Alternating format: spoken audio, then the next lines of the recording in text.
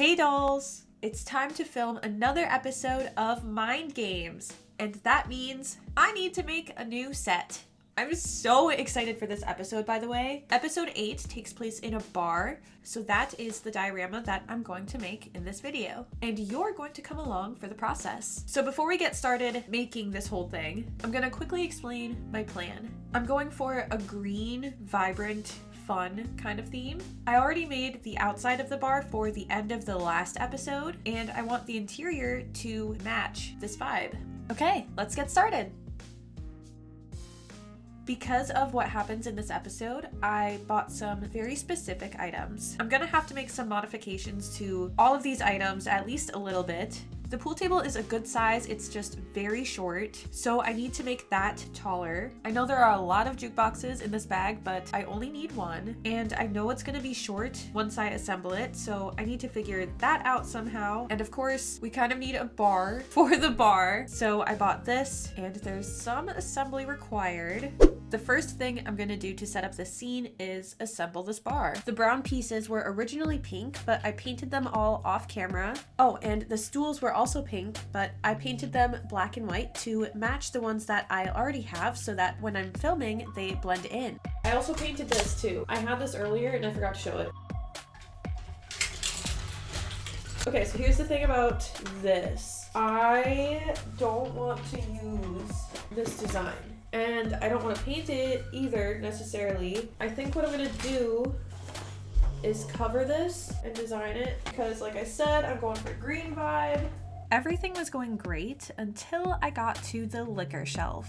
For some reason, the pieces did not want to snap in place and nothing wanted to stay put. So this took me a while. This goes on top of this. I ended up super gluing some of the pieces in place. That's how bad it got. I think that helped. The plastic is also very flimsy, so these last couple steps got me pretty nervous. It's very fragile, but it works. That's the important thing. Cool, yay. So all I have to do is make this green and then put it on this. Here is the bottom part of the bar counter that still needs customizing. My plan is to cover it in this green paper and then cover that with a whole bunch of stickers. I have a ton of sheets, so I'm just gonna go for it and see what fits the vibe best. I decided to cover the cardboard with paper rather than painting it so that I can swap out the design to fit different scenes in the future. That's also why I taped the paper in place and did not use glue. Now I can take it off whenever I want. Okay, this is actually making me so excited already.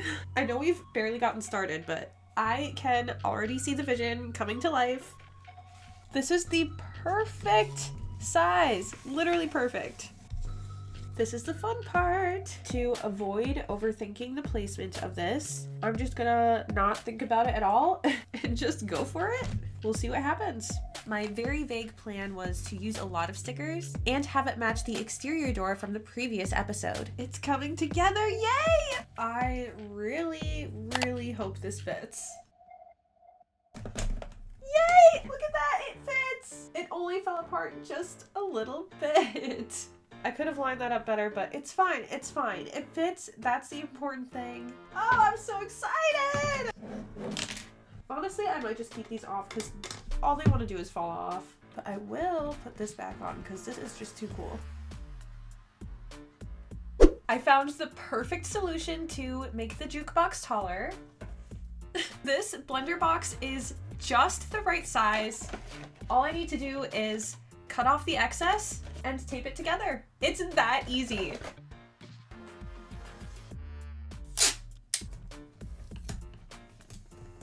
Okay, this looks a little ridiculous, but at just the right angle, it works great. Now we're ready to get to the fun part and put this together.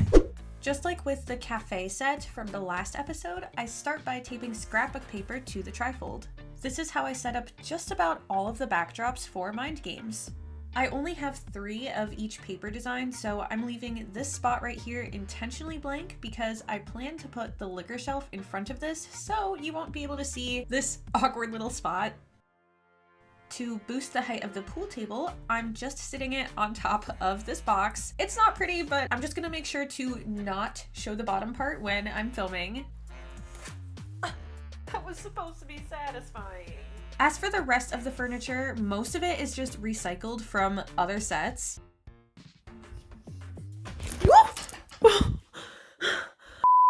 I felt like the walls looked a little bare, so I threw together this poster and added some string lights. A few items here were a little too short for my liking, so that's why you see some Nintendo systems underneath. They're the perfect size to give everything a little extra boost in height. All that's left now is to add the dolls and, of course, the drinks. These bigger sets are perfect opportunities for me to showcase lots of customized and rebodied dolls that I love in my collection. I feel like once the dolls are all in place, that's when the scene really starts to come to life, and the tiny details give the set even more character. Oh. And there we go! I absolutely love how this set turned out. I had a pretty specific vision and I'm glad I was able to execute it. This is definitely one of the bigger sets that I've made for the series, and I'm grateful I have the space and resources to film what I want. I am so excited to show you the drama that unfolds here, and trust me, it's going to be a lot. Let me know what your episode predictions are in the comments. I would love to read them. I've been having a blast filming this episode, and I really appreciate your patience as I'm putting it together. But the wait is almost over. I'm going to be releasing a sneak peek of episode 8 very soon, so subscribe to make sure that you don't miss it. And follow me on Instagram for more behind the scenes updates, as well as Barbie music covers and doll photography. Thank you so much for putting together this set with me, and I will see you in these videos right here. Have an inspired rest of your day.